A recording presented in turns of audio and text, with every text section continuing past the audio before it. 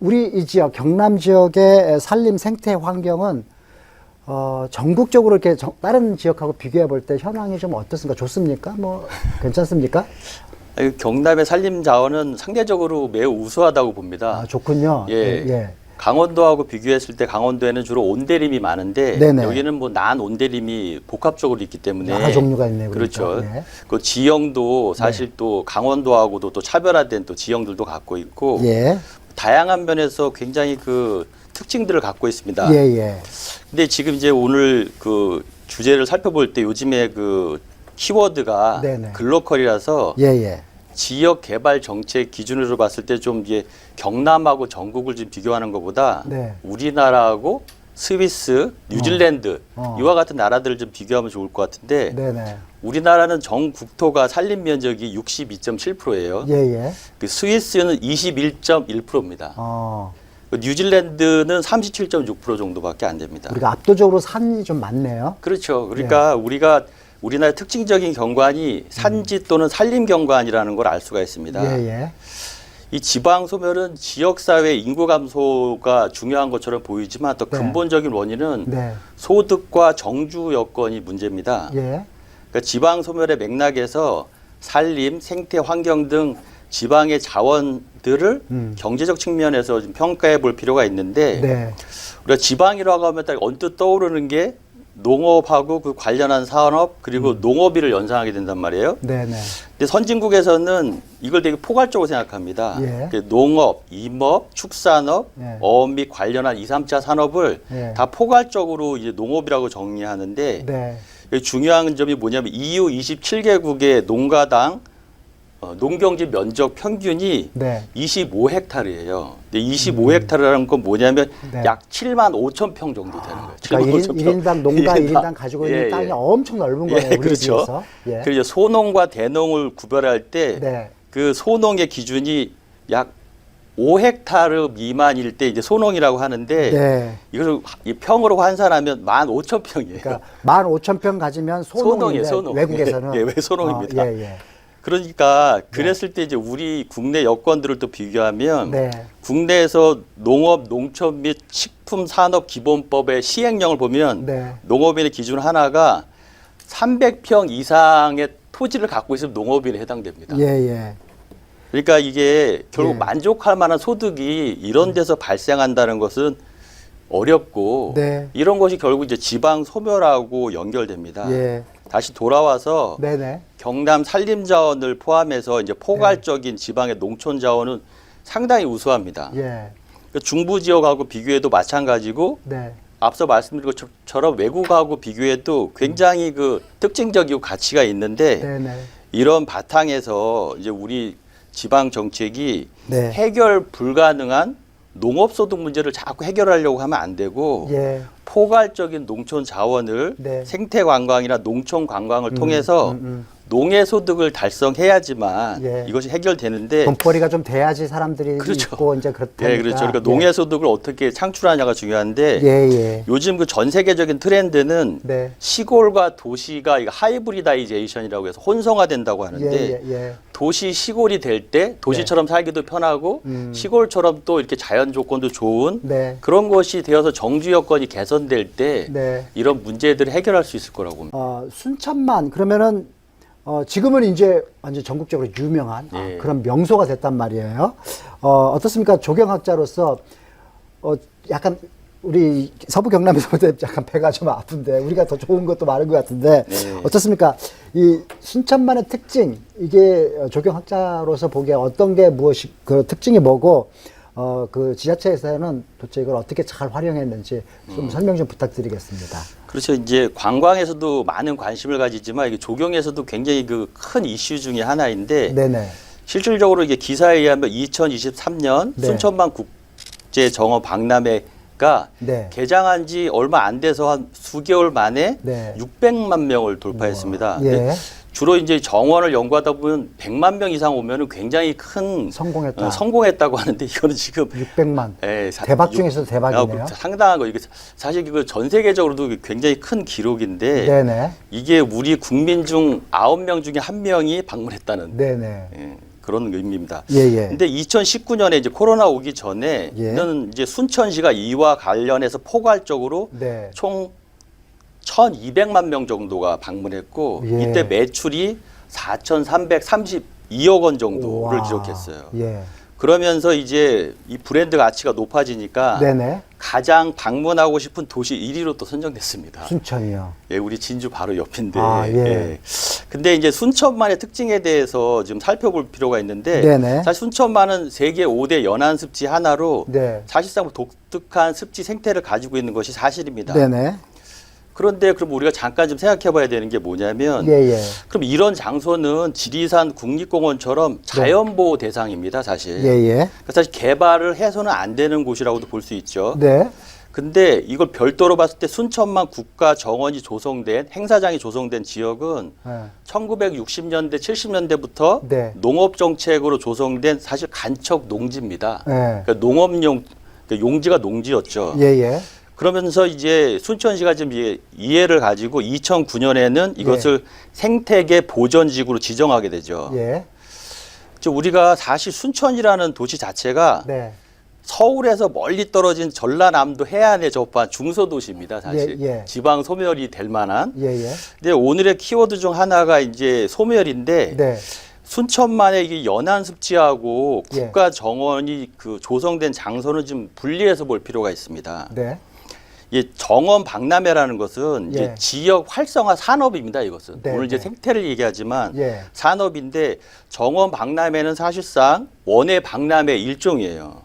그 산업과 관련되어 있죠. 예, 예. 박람회라는 용어 자체가 가지는 성격도 사실 산업이고 예. 정원 박람회 개최 목적 중 하나가 예. 지역 활성화입니다. 예. 유럽에서는 오래전부터 이런 원예 박람회를 해왔고 원이에요. 원예 그러니까 이게 꽃, 정원 꽃, 박람회가 꽃 말씀하시는 거죠? 그렇죠. 이제 뭐 화해, 채소, 예, 뭐 예. 다양한 것들을 말한 게 원예 아, 박람회죠. 그러니까 정원이라는 정원 이름 아예- 박람회가 이제 원예 박람회 하나의 그 이렇게 그 서브 디렉토리에 있는 예, 거죠. 예. 그래서 이제 근데 아시아권에서는 1990년대 네. 오사카 국제 정원 엑스포가 처음 있었고 예. 우리 순천에서는 2013년에 이제 예. 개최하게 된 겁니다. 네네. 이 정원 박람회는 뭐 임의대로 막 하는 것이 아니고 네. 이게 지정하는 곳이 어디냐면 국제 원예 생산자 협회에서 승인을 해서 이제 이 정원 박람회가 세계 정원 박람회가 개최된 것입니다. 네. 우리 사회자께서 이제 순천만의 특징에 대한 것과 또 활용에 대해서 말씀하셨는데 예. 이런 답변을 이렇게 정리하면 적절할 것 같은데요. 네. 이 보존 대상인 해안 습지 지금 예. 이제 순천만과 예. 또 순천이라고는 개발된 도시 지역 사이에서 예. 이제 생태적 완충 역할을 할 수 있는 네. 지속 가능한 개발입니다. 이게 뭐 생태적 개발이 아니라 지속 가능한 개발로서 예. 정원을 조성한 것이 순천만 국가정원입니다. 그러니까 예. 순천만과 순천만 국가정원을 이렇게 동일시해서 이렇게 우리가 관광 요소로 다루지만 예. 생태적으로 볼 때는 하나는 보전 지역이고 하나는 네. 지속 가능한 개발을 네. 수행한 지역입니다. 예. 사실 정원이라는 것은 자연 자원을 개발하는 것이 아니고 네. 이 정원이란 것은 유휴지, 예. 유보지 등과 같은 토지를 단지 자연을 주제로 해서 인공적으로 조성하는 예. 예술적인 창작물이에요. 예, 예. 그래서 이제 정말로 보존 가치가 있는 것은 우리가 보존을 해야겠죠. 네. 그래서 순천만 정원은 결국은 이제 간척 농지가 개발된 것이고, 그리고 여기서 마지막으로 이제 중요한 시사점이 뭐냐면 네. 서울이라고 하는 곳의 도시 정책을 순천만이 따라간 게 아니고 네. 해외 성공적인 중소도시의 도시 정책을 모델로 해서 오히려 서울보다 더 성공적인 성과를 이뤄냈다는 게 예. 오늘 이렇게 살펴봐야 될 그 사실입니다. 예. 이제 말씀드리기 앞서서 이제 어떤 개념의 어떤 이렇게 기반들이 좀 필요한데 네. 사실 이 낙수 효과라는 건 경제적 용어로 봤을 때 이 중앙 집중의 명분을 가지고 만들어진 게 낙수 효과입니다. 그러니까 네. 어떤 지역에 집중적으로 투자하게 되면 이게 넘쳐서 너희들한테까지 혜택이 가지 않겠냐라고 하는 네. 명분이 경제 용어긴 하지만 사실 또 명분 쌓기를 위해서 하는 것인데 네네. 사실 지금 이제 순천이나 이런 모든 것들은 결국은 지방자치, 네. 지방분권, 네. 지방 특성화라는 개념에서 계속 움직이면서 예. 서울과 차별화된 곳들을 이제 이루어낸 이런 사례들을 우리가 보고 있는데 네네. 그런 면에서 이 경남도 마찬가지입니다. 이게 낙수 효과로 되는 얘기가 아니라서 네네. 오늘은 이제 관광과 연계해서 네. 이제 낙수 효과, 생태. 사실 이 낙수 효과라는 건 사실 좀 이렇게 요즘에 네거티브한 의미로 많이 사용되는데 네네. 이제 그러면서 함께 이제 생태를 말씀드리면 네네. 이제 지금 이제 맥락상 모두가 이제 이렇게 선 인식하는 게 뭐냐면 생태가 관광에서의 매력 요소라는 전제하에서 이제 이런 질문이 좀 오고 가고 있는 것 같아요. 네네. 근데 관광은 이제 교수님께서도 계시지만 이제 예전에는 휴양, 뭐 관람, 네. 오락 이런 예. 목적으로 이제 매력 요소를 찾아가는 형태였습니다. 그래서 예. 뭐 휴양지라고 하죠. 관광은 뭐 휴양지라고 했는데 네. 21세기 관광의 키워드는 이제 체험이에요. 예. 뭐 익스피리언스라고 하는데 네네. 근데 그것이 요즘에 다시 또 21세기에 되게 빨리 변하고 있어요. 트렌드가. 예. 그게 이제 다시 또 체험이 아니고 건강으로 좀 옮겨가고 있어요. 건강을 좀 구체적으로 표현하면 네. 일상에서의 스트레스로부터 벗어나 회복하는 것인데 예. 이건 사실 옛날에도 똑같은 얘기였지만 예. 중심이 그러니까 무게 중심이 계속 움직이는 것이에요. 예. 이제 그렇게 봤을 때 관광 동기를 보게 되면 생태가 네. 정말 매력적인 요소가 될 수 있는가? 조경각 요소인데 이런 이제 생태가 매력적인 요소가 될 수 있을까 이렇게 생각해 볼 수가 있어요. 네네. 제가 이제 남해군에서 방문자, 뭐 귀촌자, 그다음에 토착민을 대상으로 해서 매력적인 관광 이미지나 네. 어떤 이렇게 장소들을 조사를 했는데 네. 어디가 나오냐면 오히려 독일 마을이 1위나 2위로 나옵니다. 네.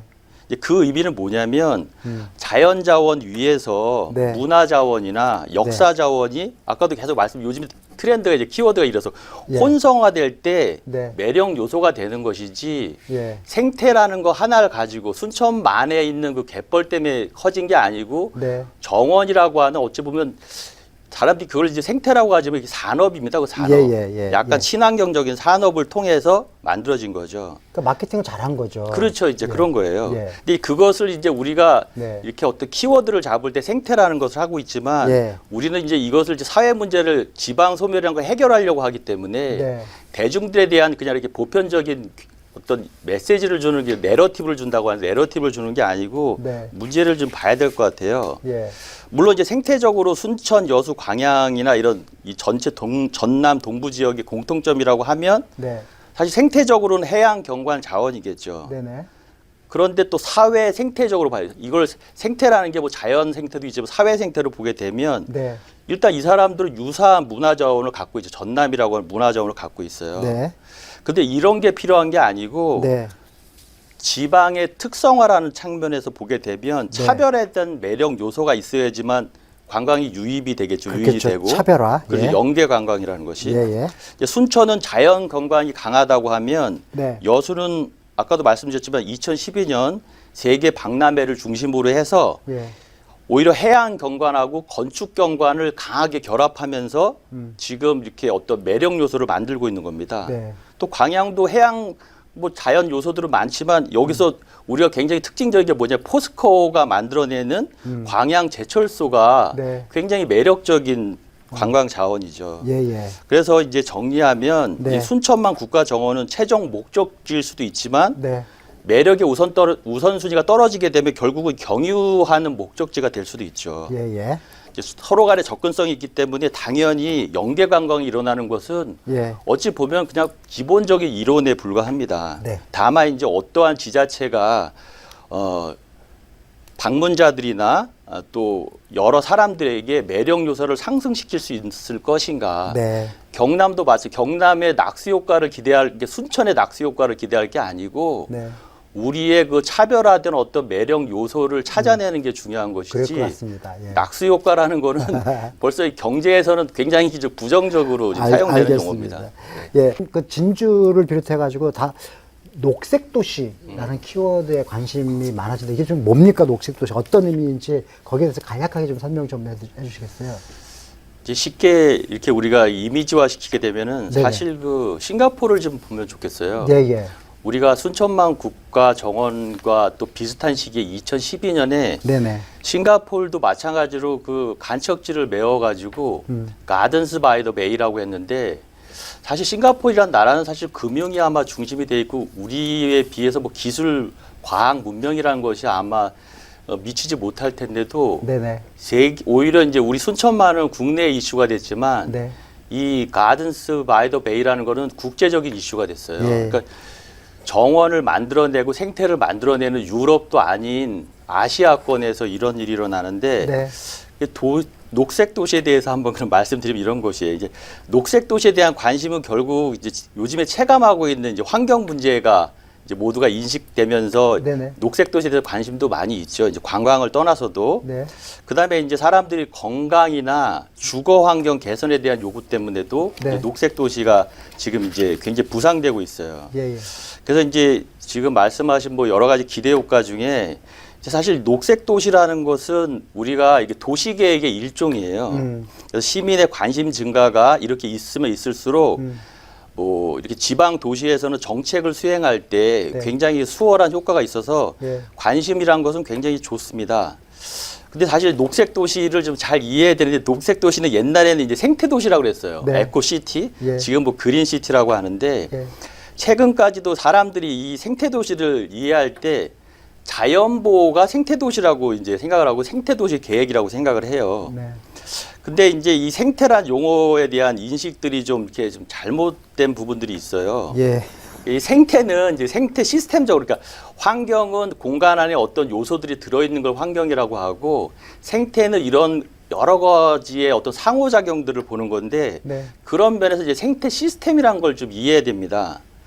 그래서 이제 총괄적으로 봤을 때 사실 생태 시스템의 문제는 지금 에너지와 물의 어떤 흐름이 부적절해서 일어나는 것들인데 그거를 그냥 단순히 자연보호 이렇게 생각을 하고 있어요. 예, 예. 사실 지구 온난화나 기후 변화 같은 것도 결국은 에너지 즉 열의 흐름이 부적절하기 때문에 초래된 겁니다. 예. 그것이 이제 인류의 위협이 되고 있죠. 그 녹색 도시 말씀하는데 강의하시는 것 같아가지고. 그래서 이제 제가 이걸 알아야지 사람들이 녹색 도시의 지향점을 좀 잘 알 수가 있는데 자꾸 뭘 하면은 이제 녹색 도시가 된다고 생각하는데 예, 예. 사실은 녹색 도시의 관광적 매력인 이것이 될 수 있어요. 예.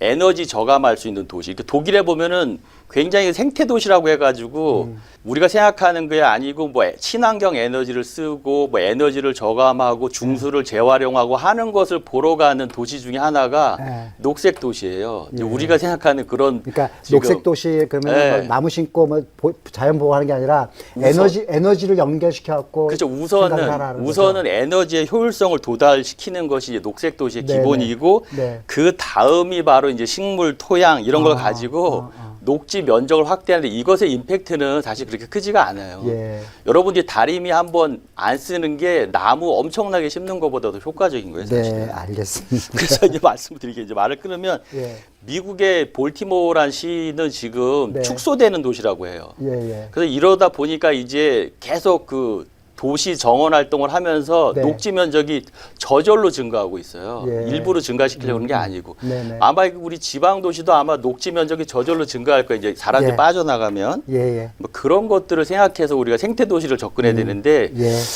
너무 교육이 좀 잘못된 것 같아요. 제가. 알겠습니다. 알겠습니다.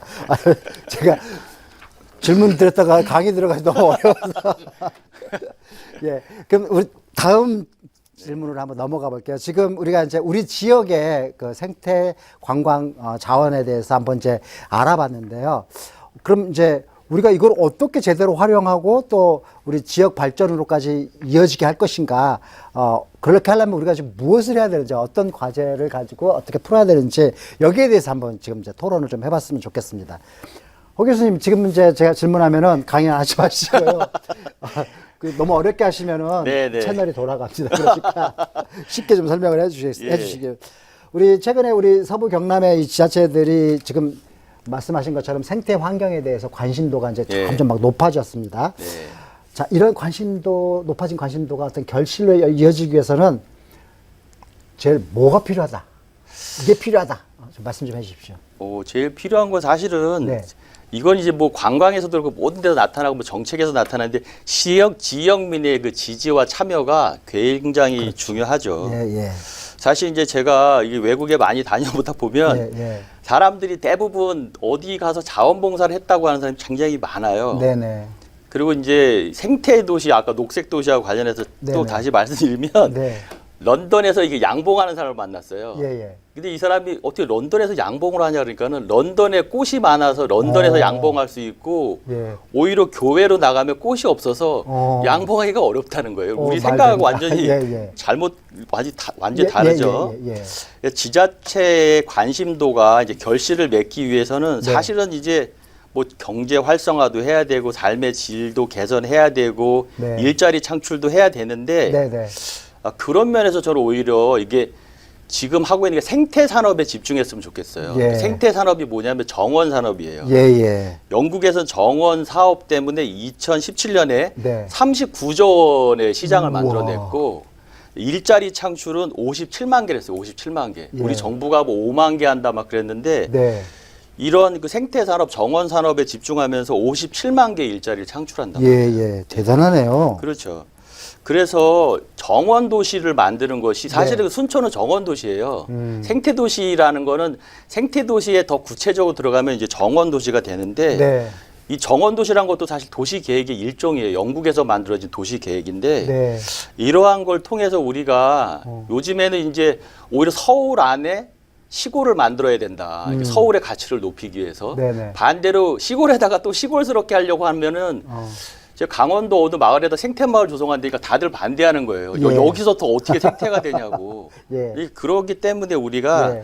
오히려 도시적인 요소들을 아까 네. 여수에도 도시적인 요소가 들어가기 때문에 더 매력적인 건데 네네. 결국 이제 혼성화된 도시를 만들 수 있도록 하고 예. 이러한 여러 가지들을 정책적으로 홍보도 잘해야겠지만 지역 주민들이 계속 참여할 수 있는 프로그램들을 네. 계속 개발해야 됩니다. 그러니까 네. 그 우리 진주시 같은 경우에 아까 생태 대신에 에너지가 예. 첫 번째인데 자전거 도로 있잖아요. 자전거 타는 예, 그렇죠. 자전거 모든 시민이 막 자전거 타고 막 이러면은 생태 도시가 되는 거죠. 그렇죠, 그렇죠. 아. 그걸 보러 네덜란드에 또 예. 이렇게 견학 가거나 관광 가는 사람도 실제로 맞아요. 많아요. 그럴 예, 것 같습니다. 예. 예, 알겠습니다.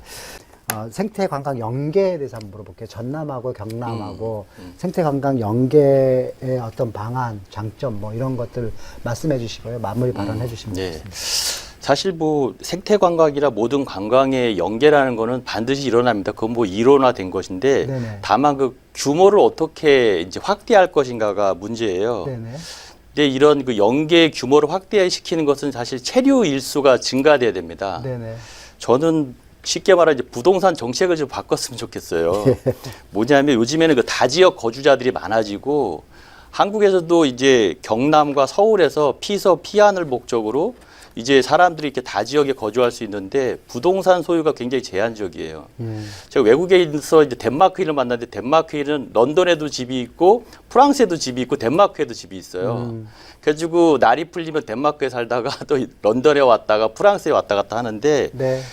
우리가 한 달 살기 이런 것 때문에 비용이 발생하지만 부동산을 안정적으로 소유할 수 있게 되면 체류하게 되고 거기서부터 연계 관광이 시작될 거라고 생각됩니다. 예, 예. 이게 도시는 도시의 그 가치가 있고 농촌은 농촌의 가치가 있는데 예.